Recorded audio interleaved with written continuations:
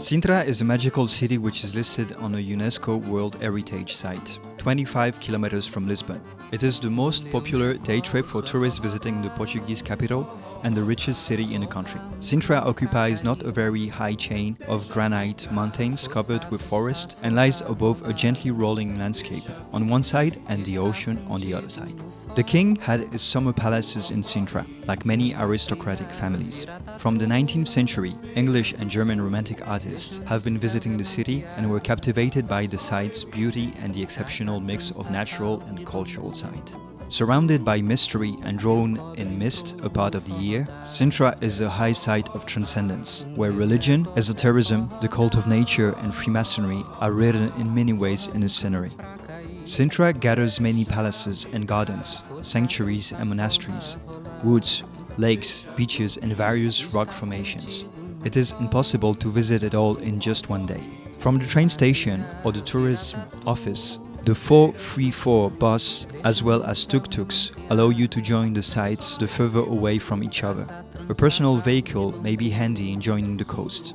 It is advisable to be in good physical shape to climb up and down the local slopes and stairs. Here is a panorama of the most interesting sites to discover. Sintra National Palace is located in the old town of Sintra on the site of an ancient Moorish palace. It is perfectly recognizable due to its twin wide conical chimneys. The actual building dates from the 15th and 16th century and combines several styles: Gothic, Renaissance, Manueline, and Moudéjar. You will wander through many rooms, chambers, religious buildings, staterooms, and interior courtyard whilst admiring the azulejos made in Sevilla, chandelier, furniture, painted ceilings, and other decorative objets d'art. There are some splendid rooms, such as the Coats of Arms room, the Galley room, or the Palatine Chapel. On-site instructions can be a bit frugal, so an audioguide can be a good idea. The Castle of the Moors is the oldest castle in Sintra. It dates from the 10th century and the Arab domination, even if its origin could be Visigoth. This hilltop fortification permitted to keep a watch on Vikings and holy warriors' arrival from the Atlantic Ocean and the north of Lisbon. Abandoned, it was renovated in the 19th century in a romantic ruin style. It is rather fantastic to wander its ramparts, face up to one's fear of heights, lose oneself in the horizon. The view is extraordinary. If you like medieval atmospheres, you will take joyfully and seriously your new role of sentinel. A small museum and a beautiful model complete the visit. The Peña Palace and its garden stands on the top of a hill in Sintra. In 1840, only a monastery in ruins occupied the then naked promontory. Ferdinand II and its wife Queen Mary II and the king's second spouse and Swiss lyrical singer, the Countess of Edla, would design the striking eclectic palace and luxurious garden. The use of Egyptian, Moorish, Gothic and Renaissance elements in the construction of the palace makes it a pure expression of the Romanticism movement. The palace, built in the middle of the 19th century, integrated the church, the cloister and the 16th century monastery refectory, highly decorated with azulejos. The park is planted with rare and exotic trees, decorated with temples, sculptures, fountains, water streams, a series of ponds, a pergola and a Swiss cabin made out of cork. It covers 210 hectares. To wander, get lost, observe some animals and even ride a horse without seeing many people despite the crowds. Many species were brought back from North America, Asia and New Zealand.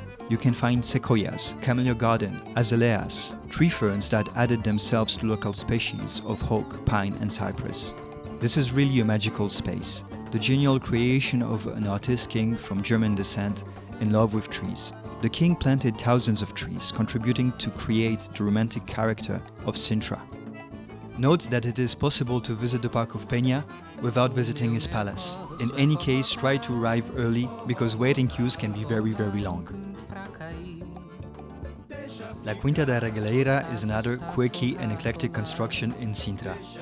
A palace and 4 hectares of gardens brimming with references to alchemy, Freemasonry, the Templars, or even Dante's Divine Comedy. The Nationary Wheel is the most exceptional element, a 27 meters high upside-down tower dug in the ground. The earth, symbol of both the maternal wound and death. The well has a spiral staircase, whose 9 levels reminds of the 9 circles of hell, paradise and purgatory.